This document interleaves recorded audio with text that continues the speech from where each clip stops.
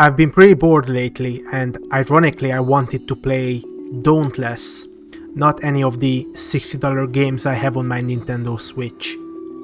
There's no way avoiding comparing Dauntless to the Monster Hunter series, so here's my 2 cents.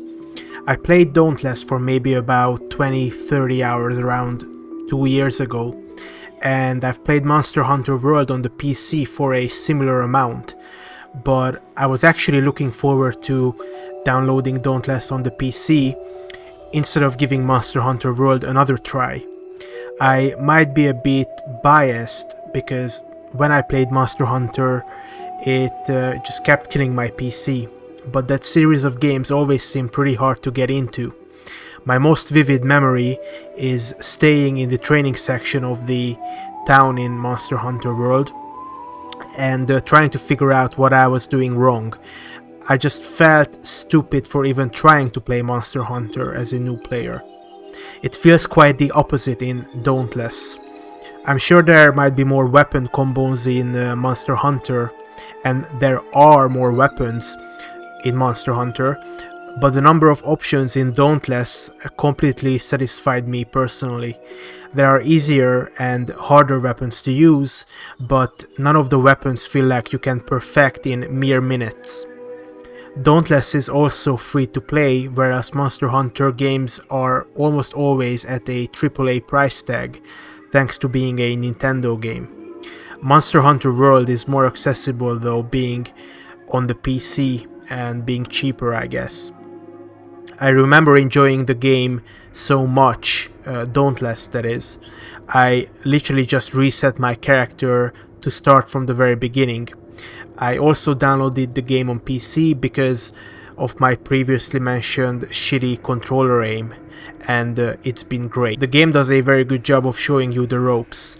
You jump straight into the action with the sword, one of the easier weapons to use, against a neutral behemoth that is fairly weak in this tutorial section. You can also enter the training grounds at any point, try out any of the available weapons, and all the available combos are shown on your screen. The design of these weapons is simple enough to where you basically understand from the get-go what you should be doing with them to deal a decent amount of damage, even if not maximum DPS at this point. There are exceptions to this, such as the axe and the hammer in my opinion, but weirdly enough it feels okay to have a variety of weapon difficulties, instead of having a balanced lot of weapons in terms of difficulty. If I feel bad, for instance, I just start using the pistols and start blasting. If I want a bit more challenge, I start using the strikers. And if I want to play a real Dark Souls video game, I use the axe. It's funny because my controller aim is so bad. If I was still playing on the Nintendo Switch, pistols would probably be my weakest weapons, and I would suck them even more than using a hammer or the axe. The behemoths are kind of like Pokemon in this game, where they have an elemental typing. If you are fighting a fire behemoth, you should equip fire armor but a frost weapon, for instance. Just like any Monster Hunter game, each enemy type or enemy species has different mechanics that you can master and different moves that you need to learn to dodge through. The fire dog charges at you, but if you manage to hit it in the right second instead of simply dodging the attack, you can stun it for a brief period. The Boreas, or whatever it's called, summons bat minions and puts on ice armor that I still have no idea how to break, but it's a fun fight nonetheless. There is also a beaver with a tail slam and a hedgehog which shoots spikes at you, and of course many more. Ever since I last played 2 years ago, they have also added different combinations of previous behemoths that I haven't even fought yet. So some of the fire behemoths might be now, I don't know, like swampy or poisonous types. I can't wait to beat them, to be honest. The reason why I mentioned that I do not know all the Frost Behemoth's moves, even after facing it dozens of times, is because I want to convey that even though this game does a good job of explaining things, and to some veterans of the genre it might be even easy, to be honest, it's not an overtly simple game. There have been many changes since I played last. The devs added a massive talent tree called the Hunter's Path, I think, that is now used to unlock the hunting grounds, buffs to your character, and pretty much any progression in the game. It's a nice way to keep track of everything for new players, and I guess this is why they added it, to make the game even more accessible. Because when you jump in, you have a bunch of quests that you have to do, a bunch of markers you have to follow, so I guess it's a good addition. The hunting grounds also became much more open world like. Instead of only having or only housing one behemoth per island, now there are multiple behemoths, and they also respawn if you kill them. I don't know if this was part of the game previously, but now there are like weaker versions of behemoths that you can face first, normal versions, and then empowered versions. So it provides a nice learning curve. I said the game is not that simple and the bosses need some practice on your part to learn, but that is not at all the case when you play with other people, at least in the early levels.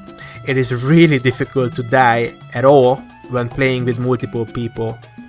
I remember the higher level behemoths being difficult even with players when I last played 2 years ago, so I'm hoping it's the same nowadays as well.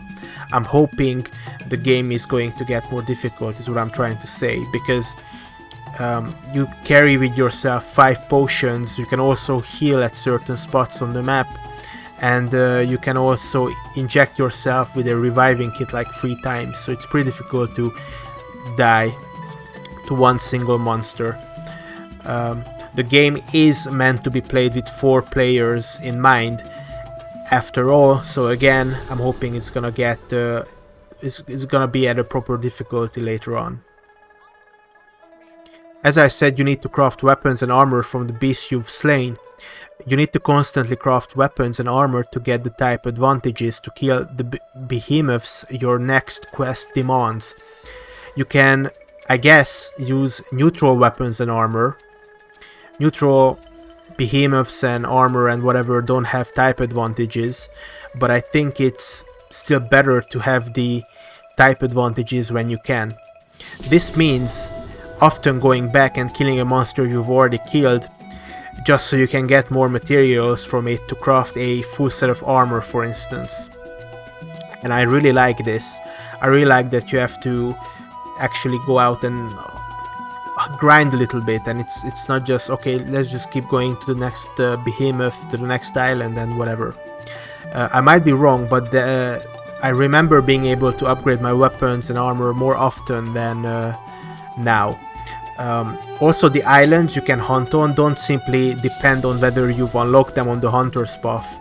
You also need to level up your weapon by killing behemoths with it before you can fly to the higher difficulty islands. Your character level is essentially tied to the weapon, is what I'm trying to say. If you equip a new weapon, it starts at level 1. This makes a lot of sense, and I can't believe I've never seen it in other games. It means that even if you are a really high level player with a high level weapon, you can't just fuck over your teammates and be annoying because you've unlocked a completely new weapon in a high level area. You don't know how to use it and you just keep dying, or you keep killing your team. I'm sure it could also be annoying that you have to level your weapon with all the game knowledge you've acquired. So hopefully there is a system where you unlock your weapon levels faster if you already have a higher level weapon or something like that. Sometimes the only way you can craft a certain thing is to cut down a part of the behemoth in the middle of the fight. You need to damage the tail of many monsters to get the tail part, for instance. You cannot harvest these parts if you simply kill the monster without cutting that part off, which adds an increased difficulty. Some weapons are also better at cutting off monster parts than other weapons. Speaking of weapons, all the weapons have some kind of a combo or ability or mechanic that feels very satisfying. You can use the simpler swords or pistols.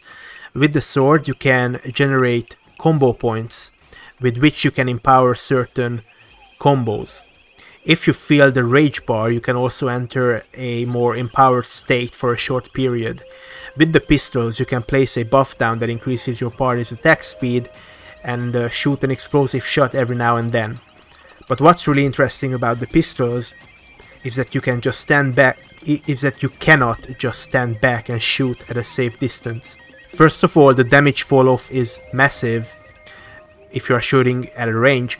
Second of all, you need to stay close to the enemies to reload the pistols to get a really powerful damage buff for a short period.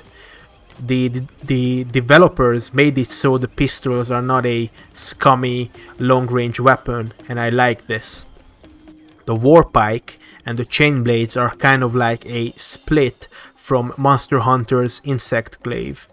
The Warpike can build and store essence shots, and depending on how much essence is stored in each shot, the damage goes from laughable to decent. Some attacks are better at storing essence, others are for damage. The Chain Blades offer the most amount of mobility. You also build up combo points that you can use to move around even more or to deal massive damage. The Strikers make you sort of into a buff and debuff tracking monk. You have 3 types of combos: the light attack, the heavy attack, and the mixed combo. Each of these store a separate combo point. One combo can be used to cast a long duration damage buff on you. 2 combos can be used to put a long duration damage debuff on the monster. And when you have both of these up, both the damage buff on yourself and the damage debuff on the monster, you can again do the light combo, the mixed combo, and the heavy combo to get the 3 combo points, and the 3 combo points deal massive amounts of damage. So you constantly like do the light combo, do the mixed combo, do the heavy combo, or just one of them, get the buff, get the debuff. It's pretty satisfying if you like these sort of like dot or damage or buff keep up classes. The axe is a much harder weapon to use because it's slower than most weapons. It also took me many hours to figure out what the point is in using this weapon. You have basically a charged up attack that can be chained into powerful hacking attacks that are unfortunately stationary and very hard to pull off when the monster keeps moving or you need to keep dodging. There is also a special attack that throws your axe in a line, and you can recoil the axe to slam it for another massive amounts of damage, but you don't just want to spam this ability. The charged up attacks and their combos fill the rage bar up, and once it is filled up, if you then throw and slam your axe on the boss, you get a long-lasting overall damage buff. You need to fill up your rage and hit the boss with the axe slam 3 times to get the maximum level 3 and 50% damage bonus. As you can imagine, this takes time, and you can miss with the axe slam as well, so you don't build up that level. This is why it's so hard to use the axe, but it's also the most satisfying in my opinion, but I will tell you why in a second. Finally, there is also the hammer with the ammo. You can do various hammer combos and shoot the hammer. I like how there is a Mass Effect quick time event when reloading the hammer, though performing certain combos also reloads your hammer automatically. There are also 5 damage types in the games you can deal: normal damage, part damage, stagger damage, and wound damage. No matter what kind of damage you deal, I guess this was only 4 and not 5 by the way. No matter what kind of damage you deal, the monster always suffers the white or normal damage. Some weapons are better at dealing monster part damage though, which is shown in yellow. Remember what I said about the axe? It's the best weapon to cut off monster parts with, and this is why I initially picked it. I wanted to get the maximum amount of crafting materials after each hunt. I just didn't know it was also very difficult to use the axe. Inflicting big damage, like from the axe or the hammer, also does staggered damage. Eventually, staggering damage builds up, and you can stun a behemoth for a short time. Finally, wound damage is also very specific to certain weapons. You essentially wound a behemoth, and from the wound you get a buff on yourself. So it's like siphoning energy from the wound. So it's very satisfying to break parts of a monster, but also to dodge through an attack at the right time, which is also indicated in the game with like flashing and sound effects. And of course, to stun a monster by damaging it is also very satisfying through damaging the monster in the middle of an interruptible attack. Besides crafting, where your armor and weapons have different passive abilities. For instance, some weapons might burn the target, some weapons might freeze the target. So besides these, you can also slowly unlock cells, which are passive buffs that you can place in your armor and weapons, like gems for instance. You really can create the type of class you want. Maybe you want to put an X on your character and increased part damage with part damage cells.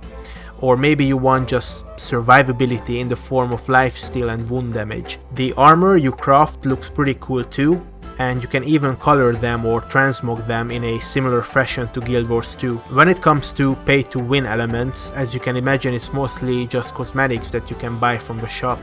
You can speed up certain processes like getting cells or money to unlock things faster, and of course there is a battle pass, but I never really felt pressured to purchase anything. I remember 2 years ago, after a while, as your character increased in power, you could combine weaker cells into better cells in a machine that had like a day cooldown or something.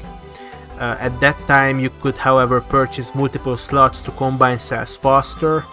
I could be talking out of my ass right now, I really don't remember precisely, but this is probably in the game though, and paying for extra slots probably speeds that process up, which was really annoying.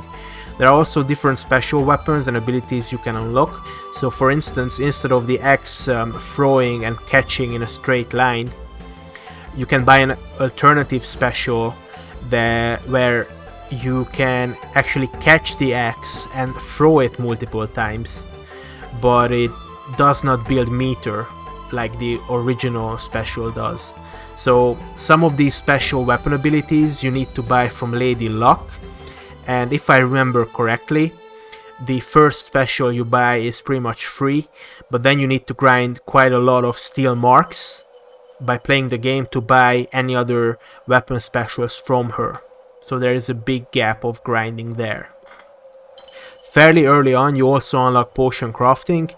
To go back to the crafting a little bit, you can collect a ton of materials when you go on a hunt and craft potions with different buffs or damage reduction effects. But this is also something I never felt pressed to buy potions for money, because it's very easy to keep collecting materials on a hunt. Also, it's something I haven't re-unlocked on my new character yet, but later on you also unlock something called a lantern. Different lanterns give different buffs to you, and these are also crafted from monster parts. It's just a little extra that makes the game more interesting that I wanted to mention. The final thing I wanted to mention is the central hub. I didn't say this before, but I actually really like this sort of cartoonish but natural art style. And in the central hub where everything is peaceful and you can go around, run around, mess around with the interactables, this art style is really the only time when you can enjoy it, not in the middle of the fight, right? When you are in the central hub called Ramsgate, there is a bunch of little things you can do that make the city interesting.